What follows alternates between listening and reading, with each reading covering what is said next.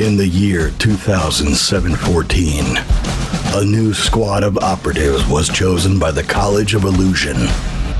These fools promptly went on to frustrate their DM at every opportunity. Today, still working together, because really, who else would work with them? They survive as adventurers of fortune. If you have a problem, if no one else can help, and if you can find them, maybe you can hire the Second Breakfast Club. Tony Kinney as Eddie Falzone. Jess Owen as Adira Glow. Michael Cole as Uorag. Jesse Wicks as Bill Quiverlance. Nico Rodriguez as your DM. Welcome back to the continuing tales of A Fool's Quest. When last we left our heroes, Yay! They camped for a little bit. Eddie told the goblins that they weren't goblins, which scared Flanagan, goblins. Who then tried to escape and take a hostage after Eddie just told all of this stuff about being illusionists, and that didn't go well. He did not survive the attack. He did not survive that, but he also slit Bill's throat, so there was some real quick healing that had to happen there. And then from there, the goblins decided that they would just follow along, and they didn't want to get killed like Flanagan was, so they continued along that path until they came across a gelatinous cube. A gelatinous cube. It's a gelatinous which gobbled up Uorag. And gobbled by the gelatinous. Yeah. And then did some acidic stuff. There was some shenanigans that happened to recover that. And after that, they continued on the path toward a large cavern. And again, the cavern's about 100 feet by 100 feet. Or did I say 100 yards by 100 yards? I think it's about 100 yards by 100 yards. 300. It's a big size thing. Yeah. 100 feet. There's water streaming out of the top of this and landing on the ground, which has been causing these streams to run into different parts of the cave network. And the goblins started getting a little scared, and it got a little ominous, and they said that they did not think that they were alone. They were being watched. Dun, dun, dun.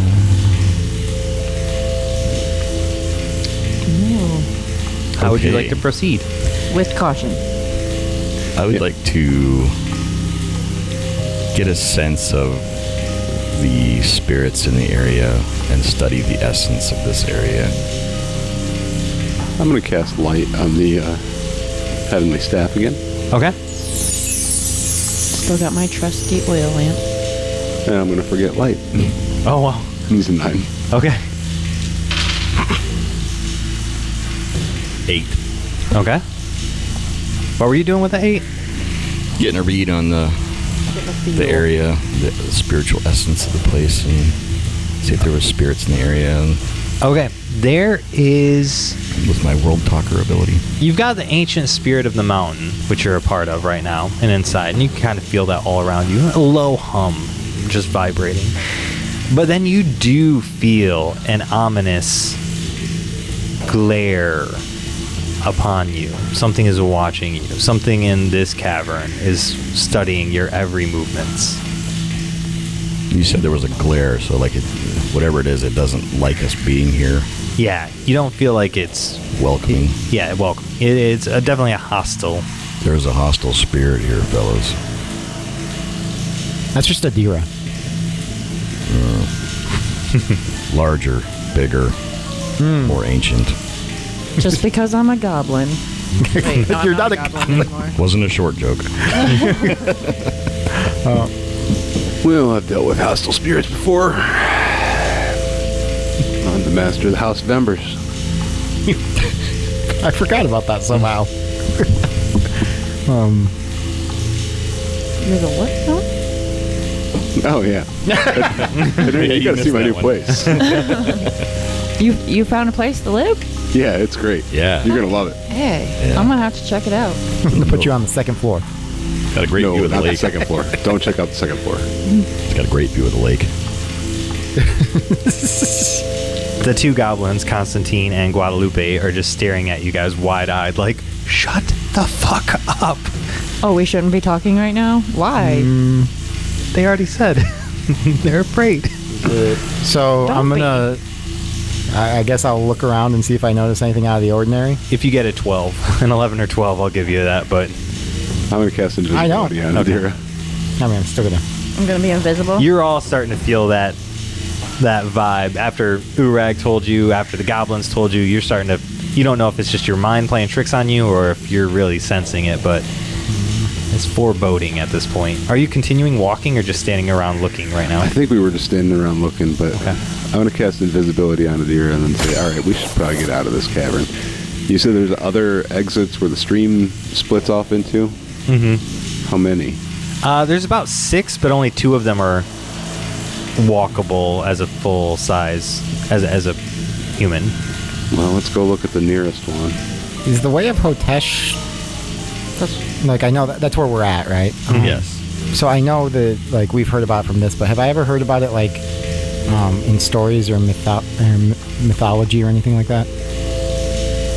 Is that something that would have been in something like that, or is it more of a new thing? I don't think so. I think you already did that, and Oh, that's did why it? you had to send the research. You had to go back and do that's research right. in the library. I think you botched the roll. Yeah. Yeah, that sounds like me. Library. Yeah. Doing the thing I'm supposed to do, can't. Yeah. Yeah, you've heard of it, but nothing about it. That's right. That's right. Okay. And so you did some research. That's kind of how you found out about the Okay. 7 torches, and not that's to right. light the one. That's right. Sorry. Yeah, it's been a while. We got distracted a few times since then. A little bit. All right. So. What? Random side quest? What? So we're continuing on then. Yeah, let's go take a look at the first, the closest tunnel there. Okay. Exit. So you go and look at the closest exit, and you see that it is walkable, but maybe 20 feet in, you have to get down and start crawling, which looks like it'd probably be pretty uncomfortable to do. And along the sides of that, you see claw marks in the section where it gets smaller. So you put your rod in there to kind of light it up, and you can see harsh claw marks around the circular spot where you'd have to crawl through. Let's walk over to the other one that looks walkable and take a peek in there. So you go to the other one that looks walkable, and this one ascends again.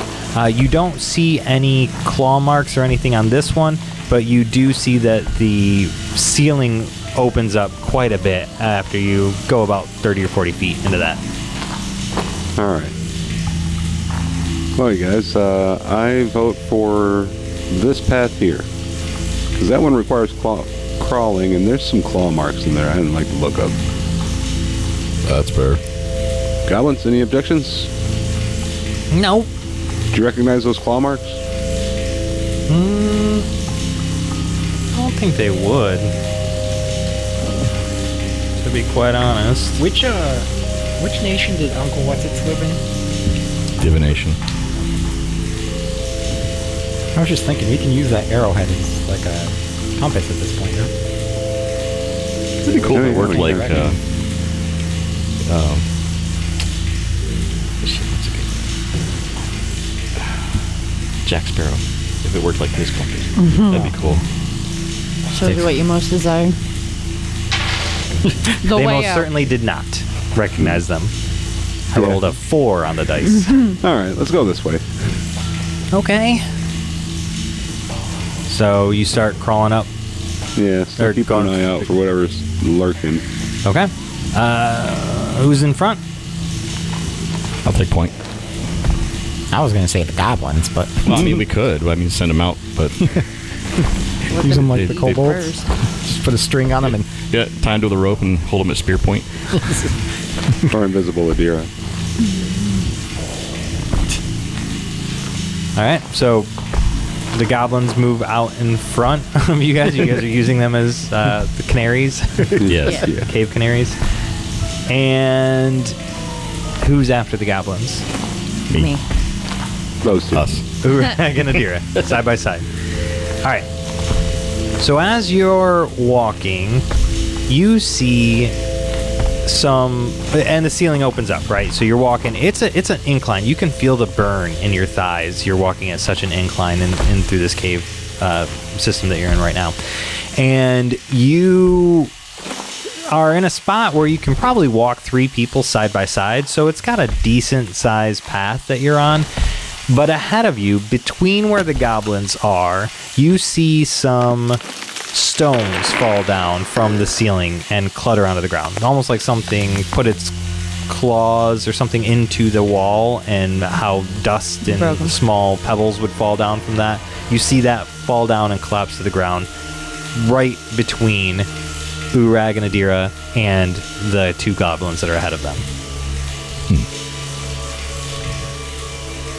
Just a little bit of dust, nothing. Just a little bit of dust, some pebbles. Yep. I don't like what you used for an example in your description. You know, like if some claws went into the wall.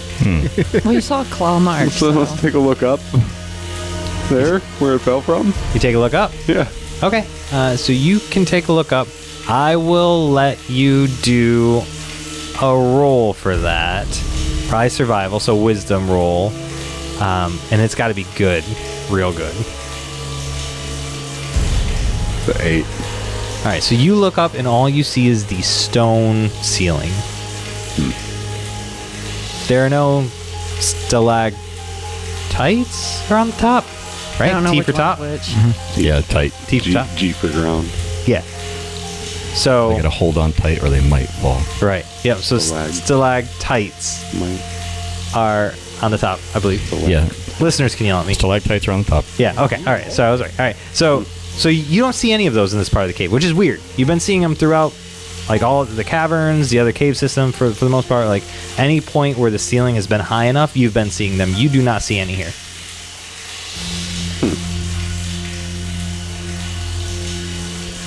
Shoot your crossbow up there. Straight up. Why would I shoot the crossbow? Waste the ammo. We don't want There's something up there. Drop the whole ceiling on us. No. Let's just hurry through here. Scurry. Stomp, stomp, stomp. Yeah. You could move the light up now so that we can see above us better. It won't go up. Cast It won't light go up. straight up. It won't go up. Well, he doesn't have light anymore. I was trying to think of a way to have it You forgot it. up near the So ceiling. yeah, I think let's just kind of try to hurry through. Yep. Keep our eyes out. Keep on going forward, see if anything happens to the goblins. Okay.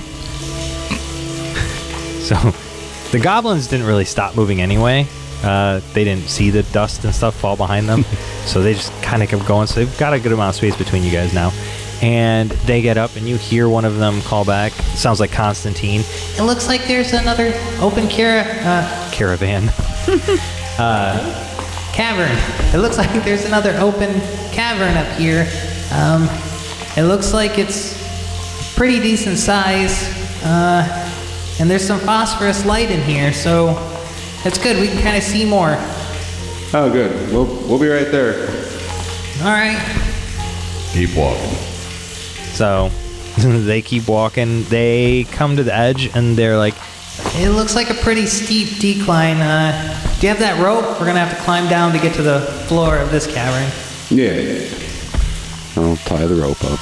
All right. So you tie the rope up, and they shimmy on down first. And they, Constantine goes first and gives his spear to Guadalupe, and then Guadalupe drops both the spears down to Constantine, and then she shimmies on down. And it looks like it's about a 25-foot shimmy to get to the bottom of the floor, and the room looks pretty large, pretty similar to the other one, but it's more of a rectangle than a circle this time. All right, I'm gonna grab the rope and climb down. I'm gonna die. Hey, I did it. Hey. It's an 11. Nice job. I'm gonna wait till last. Hobbs also does it, no problems. Turns out +3 in dexterity will do that for you. Yeah. What's the weight limit on that rope? Doesn't matter. It does if you're made of stone. Just fall. 25 feet. You're only going to take two points of damage. Oh, I got that ring of feather falling in. Oh, and you have a ring of feather fall. Yeah. I'll just float down. Giant stone man. Just floating like a feather. Just do the dramatic. But you actually float like a feather. So it's like you're off to the right, then you swing back to the Makes me left, dizzy. then you back to the right. I just drift down back and forth. Forrest Gump picks you up and puts you in a book. I rolled a natural 12 on climbing down. Nice job.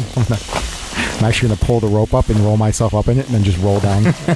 Like a yo-yo. I'm going to do the reverse of what Riddick did in the Chronic of Riddick. Yeah. Climbed up. Just go down and do some fantastic Cirque du Soleil shit on that guy. Adira? I got an 8. Oh, no. An 8? Yeah. All right. So you come down last. Invisible, so nobody can see this. Invisible.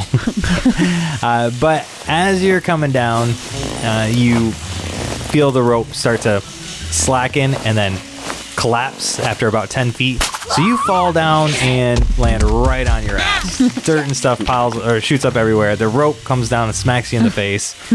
Completely invisible. No one sees it, but they hear it. She's invisible, but there's still fire. So why is the rope on fire? That was my axe. But he has your axe. I have 2. It's true. That's 2 giant axes. You don't notice them with her walking around? all that clinging is not my legs. Some of that's the hardware I carry. Try not to look at her because then she might make eye contact. Coil my rope and back take up that as a and- threat. All right, so you start coiling your rope back up. The goblins start moving out, and they're looking at the phosphorus stones, and they're like, "Oh, it looks like some kind of plant growth around here that's making this happen." And a swish, a boulder falls on Constantine and just smashes him into a bunch of tiny bits. Oh, Guadalupe screams and goes running off in the direction of like one of the open cavern or tunnels. where did the boulder come from? The ceiling. Can I see anything up there? Possibly. Yeah. Make a wisdom. 9. 9. All right, yeah. So you see some movement, but to you, it looks as if the ceiling is moving, like a rippling sensation. Like the cave itself is twitching and forming in certain sections. 13. You see what looks like an earth elemental moving across the ceiling, trying to blend in with its camouflage. I got a 3. 3? You don't see shit because when Constantine splattered, blood just splattered all over your face. So you're His wiping glasses. it off. God Wiping Your glasses. the glasses off. damn it! I just got it out from yesterday. And you can't have blood on the glasses. If you try to laser through that, I mean, they could have serious repercussions. Okay. I will point out the earth elemental. There's the helper right there. Is that an illusion? No, it's an elemental. No, it's camouflage. I mean, is this camouflage an illusion? It's camouflage. It appears to be some kind of natural. Like, Yeah, Most likely Like an you can octopus. blend in with the rocks. right. But it's moving in the same direction as Guadalupe, tracing her. I want to cast Phantasmal Killer at it. Okay. That's a 10. So, 2d8 damage. Is that the one that bypasses armor too? Yep. Yeah. Nice. It's like psychic damage. 9. 9. Okay. It's a picture of some fat guy in overalls and no shirt holding a pickaxe wearing Bill's miner's helmet.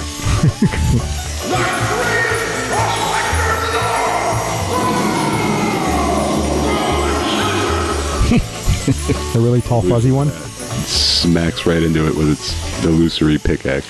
Well, you hit it with that, and it starts roaring in absolute rage. In one hand, it lets go of the ceiling where it was climbing, dropping to the earth, landing completely on Guadalupe, just squishing her to all high hell, and chucks a boulder with its other arm right at Uorag. And it misses. The boulder goes whizzing by and smashes into the wall. It looked like it would have hurt if it had hit you, though. But that's a... yeah, that's a 6. It missed. Well, I'm a rock thing too. I'm gonna throw something at it. All right. Grab a rock and chuck it. With dexterity, right?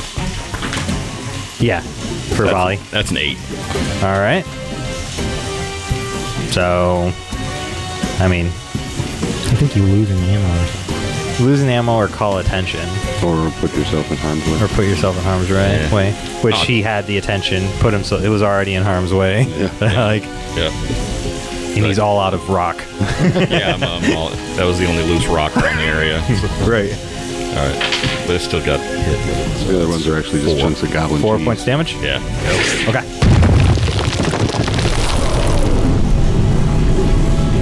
Who goes next? Bill or Adira? Or Hobbs? Or Hob?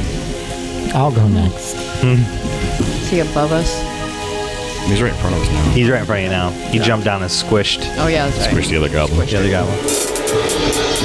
Adira, think of how glorious it'll be when you blow its head off. This thing, by the way, is huge. Like, That's a 12. classification is huge. Nice job on your Yeah. 12. You're not hurt, are you? Nope. And you already have the, okay. Well, I already have the what? the +1 to aid if anybody ever decides to aid you with anything. So yeah, I'm going to tell her how amazingly glorious she's going to be while still trying to clean off my glasses. And I'm going to just duck behind the first boulder it threw so it doesn't see me. The pieces parts. I'm hiding. Hobbs is going to say, if you use the crossbow and you lift it up a little bit higher on your shoulder for your next shot, it will 100% hit. I'm sure of it. And he's using aid to help you out. So he just rolled a 9, so that makes it a 10, right? So that's a 10. So it's a +1 on your next roll. Well, I already got a 12 for strength to hit with this crossbow. There you go. Well, I guess he didn't need to aid you then, but... But how much With do I +1 roll? to damage too, right? So it's your D10 for damage, right? Plus 2, 3d6. plus 3d6 essentially, plus 1. Alright. Yeah. 19 fucking points with the crossbow. Damn. Holy shit. Thanks for the advice, Hobbs. Bad day to be an She's a elemental. goddamn ballista. That is ridiculous. We call her howitzer. All right. Well, now it's the Earth Elemental's turn, and it is pissed. What did So Hobbs do? Oh, he did aid. So it's going to take both of its... Are you guys clustered together or spread out? I'm hiding behind the first boulder it threw after playing the song. That was I'm my damage wherever right we dropped where... Okay, so near the wall still? So Bill's behind me because it missed me. Yep. Yeah, I like played it and then ducked around. Like, still cleaning my glasses. So the front line is me, Adira. Yeah. And then, And Hobbs. yeah, and then Bill and I are back a little bit. Yeah. All right. So Adira, Hobbs, and Uorag are all going to feel the force of this as it just brings down 2 giant arms and smashes it onto the ground where you guys are standing. And that is a hit. That is a hit for 13 damage Fuck. against all 3 of you. That was Adira, Hobbs, and Uorag. Yep. And the ground below you starts to burn and sizzle and churn into molten magma. So you're going to need to move on your next turn. Oh, and that Eddie. didn't take a bolt, right? Now Since I rolled a can 12, it cast didn't take a Hunter's bolt. Disc. Correct. You did not lose an ammo. But I'm not gonna. I'm going to cast Phantasmal Killer. Again. 7. So I will take the -1, and it's only going to do 1d8, which is 2 damage. But bypassing armor at least. 2 damage? Yep. This thing has 4 armor, so that's like rolling 6 damage, so that's pretty good. Yeah. Okay. After Eddie. I'll go. I'm going to shift form again.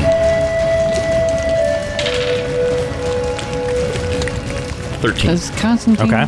not Okay. in the fight? Constantine's dead. Okay. And I'm going to go Balrog Okay.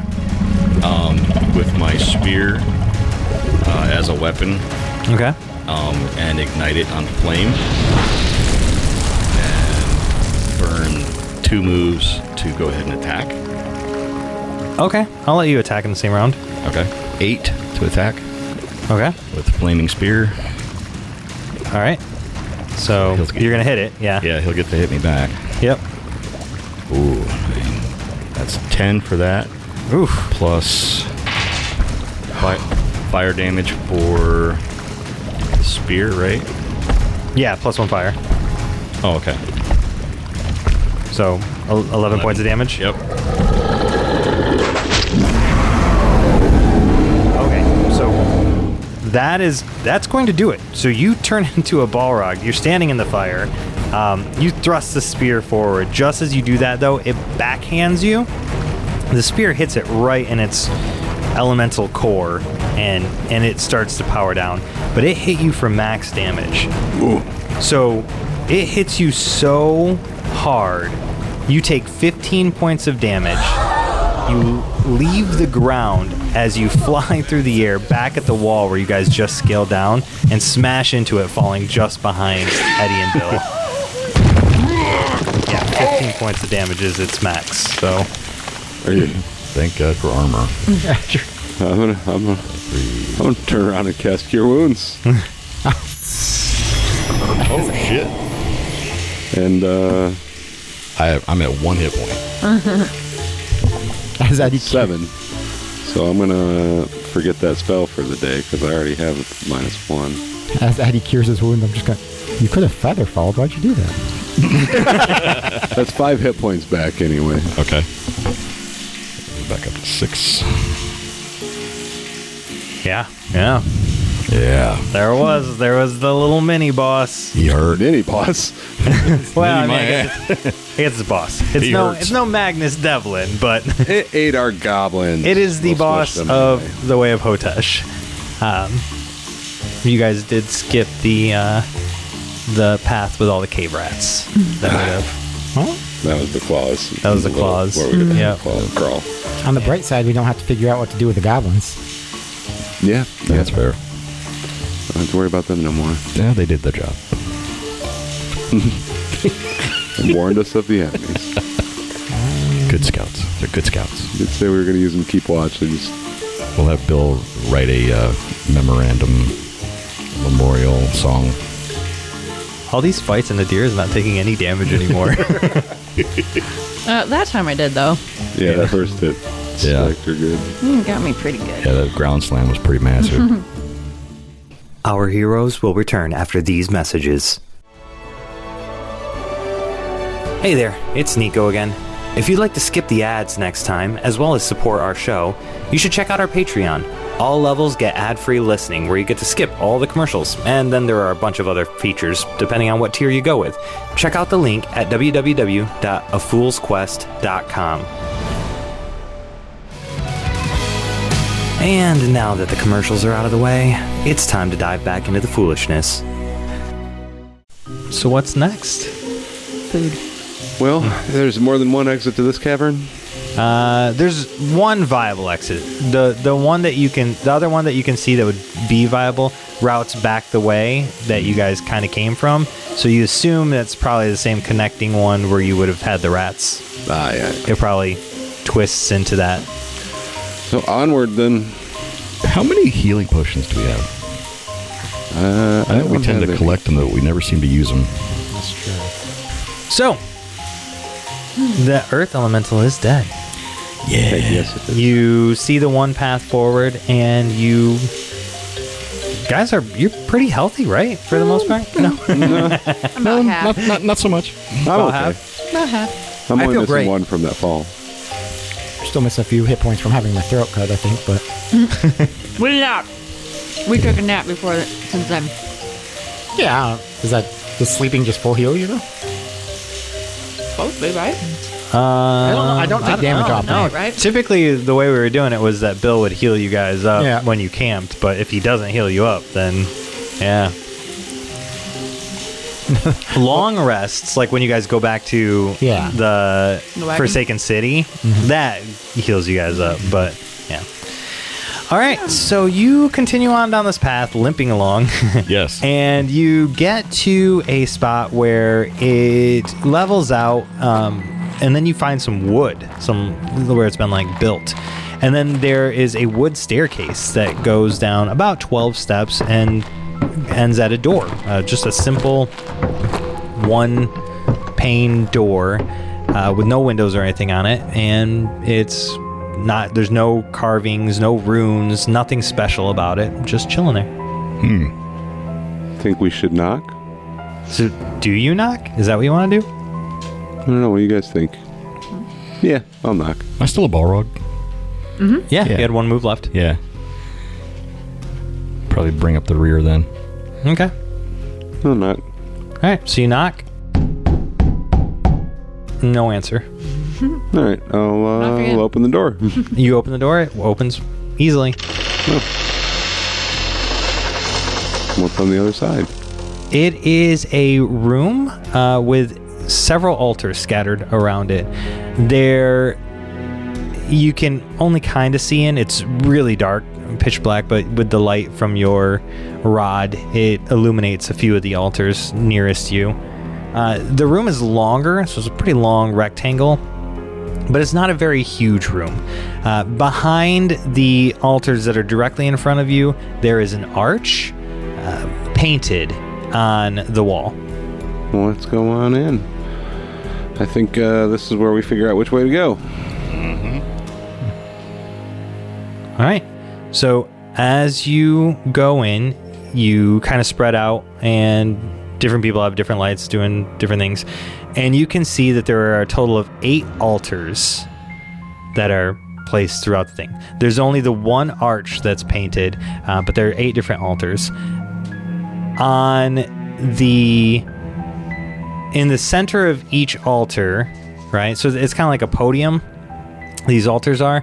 And in the center, there is a spot where it's like an open circle, where like if you wanted to, you could put your arm all the way through. Maybe just a few inches from the top of the altar, just a few inches below it, there's this giant hole where you can put your arm through. Each altar looks different, but they all have that hole that's there just the same. Do you look at the altars? Yes. Okay. So the altars all have a different etching on the top of them. So there's a beautifully cut wood piece on the top of the altar, and they each have a different design at the top. The first one is a butterfly on a piece of toast. The second one is a shield and a coin. The third one is a top hat and a wand. The fourth one is a broken skull. The fifth one is a heart on fire. The sixth one is a picture of a duck, but if you go stand on the other side, it looks like a bunny. The seventh one is a circle of 12 people in a tribunal, and the eighth one is a sparkling shoe. So, here's how this is going to work. This is a bit of a riddle. Some of them are a little bit trickier than others to figure out which ones they are. From the text that you had read before, you were supposed to find a way to light 7 of the altars. Don't light the path that you were choosing, essentially. Yeah. Mm-hmm. So that was what you were told to do. I will let you use your inherent abilities. So like so Bill knows certain things from following certain things to decipher one of the altars. You can't use it for all of them. Other altars, you guys can use tips, tricks, whatever, but that's where we're at. Or you'll have to figure it out and deduce it on your own. So we can each figure out one. If you have something that allows you to, something that makes sense for why you would know that. So one of these is supposed to be the path to the Evocation Nation and the rest of them. Do we know what the rest of them are? I have an idea of what these... I think that the symbols represent the different nations. Different schools of magic. And the different schools of magic. It's like the top hat and the wand, that sounded like the conjuration symbol that we encountered before. Yeah. The broken skull, probably necromancy. The duck/bunny, depending on your perspective, is probably illusion. Yeah. Or, yeah. Sparkling shoe would probably be enchantment. Probably. Heartfire was probably the evocation. Shield coin, abjuration. 12 tribunal. How many gods are there? 12. Yeah. Divination. Leaving the butterfly on the toast as Transmutation. So we've got... I'm not positive about the illusion one, because that could possibly be transmutation. Yeah, but either way, we're going to light both of those. Would the sparkling shoe be illusion? What are we... So wait. But I'm pretty confident that the Heartfire is going to be the evocation, so as long as we don't light that one, that'll be the path through the portal. My thoughts. What are we missing besides evocation? Illusion, enchantment, and transmutation. Transmutation is the other one. Well, we could do the roll for your innate bard lore to find what the transmutation symbol would be. Yeah. I'll let you do that if you want to. Or we could use Siri. Hey Siri. Yes, Eddie. Which one of these symbols would align with the divination nation or school of magic? It's the only question you get. Make your intelligence roll. Divination? Yeah, I'm not going to let you guys do the evocation. I'm not just going to give you the answer for the evocation. 10. 10? Okay. My records indicate that the divination nation's school of magic would be closest reference to the 12 people in a tribunal. The divination nation is where Uncle Frederick, or whatever his name is, and also shares a border with the evocation nation. No, it doesn't. Doesn't? No. Oh, never mind. It's across the sea. Oh, no, that's right. Never mind.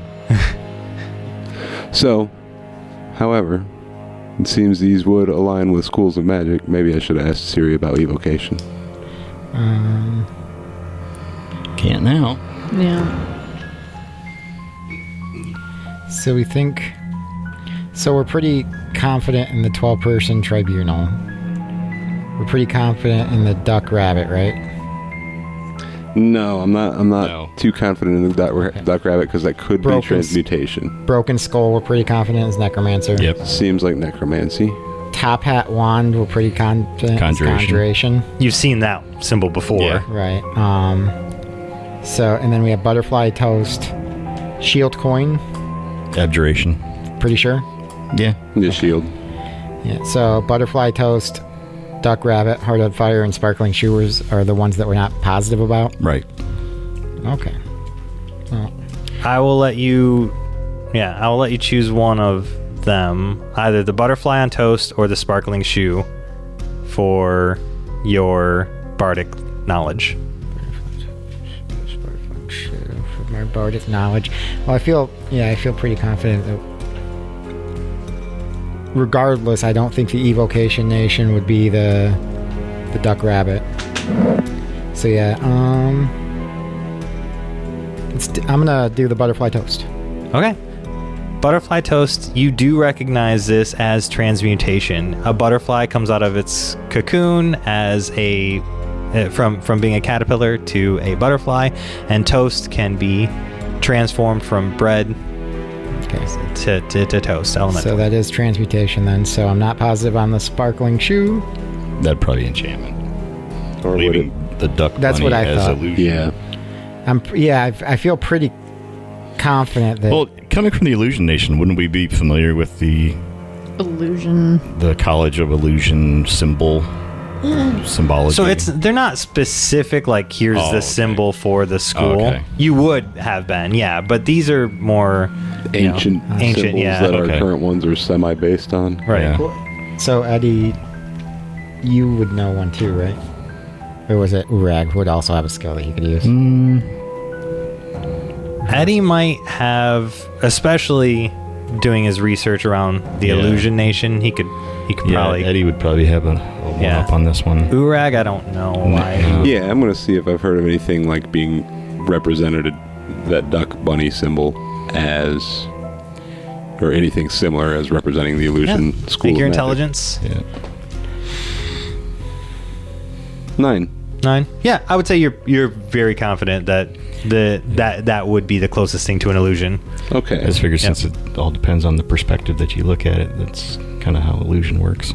Yeah, and so it's got to be hard on fire because evocation is both healing and flaming. Yeah, and sparkling shoe That seems like enchantment. Yeah, it definitely felt that way. I was just the only ones that I wasn't like super confident on. The old glass slipper. Yeah, I just can't imagine why sparkling shoe would be evocation. So yeah. All right, let's break out the torches. Yep. I got those. We light one of them and poke it into that hole. Is there like something in there to poke it into which hole? On the butterfly toast altar. So you plug it into the butterfly toast, and the flame lights up under the wood top. It doesn't burn it, though. You can tell there's something magical protecting it. And then an image of a piece of toast spawns above the altar, and image of a butterfly circling it, fluttering its wings, starts to dance around the toast. All right. Let's light all of them except that heart on fire one. Yeah. All right, so you go around, you do the same thing. A shield and a coin pops up, a top hat with a wand, tapping the top hat. The broken skull, starts glowing green eyes, and so on and so forth, right? Till all of them are lit and different items are hovering above the altars. Then the archway that you saw that had been painted into the wall starts to shimmer and move and turn into this dark green swirling mist as it comes alive and turns into a magic portal. Yes. Damn. And it's like dark down here, like kind of shadowy, isn't it? Some would say it's pitch black down here when there's no one in here. The whole place would just be filled with shadows into which I could walk. All right. Now that we got a good view of the room. Well, off we go. All right, so you guys walk through the portal? Yeah. You walk through the portal one at a time, Hobbs following close behind, and you appear in a small city, not quite a full-on city, but definitely bigger than a village, in the middle of the afternoon. You are out behind a barn that's popped up there, somewhere deep within the Evocation Nation. Dun, dun, dun. And here's a good place to take a break. Yay! This concludes this episode of A Fool's Quest. Join us next time for a more fun and daring adventure. Thank you for listening, and don't forget to like, subscribe, review, and comment on your favorite platform to listen to A Fool's Quest.